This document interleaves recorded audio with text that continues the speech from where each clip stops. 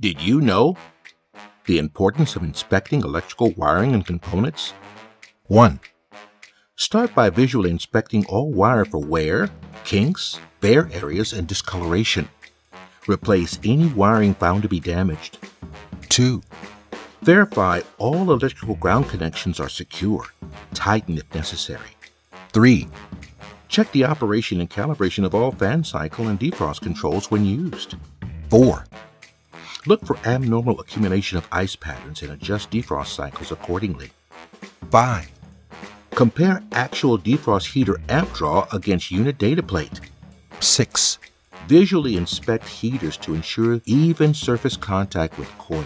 If heaters have crept out, decrease defrost termination temperatures to be sure you have an even coil frost pattern. Realign heaters as needed. 7.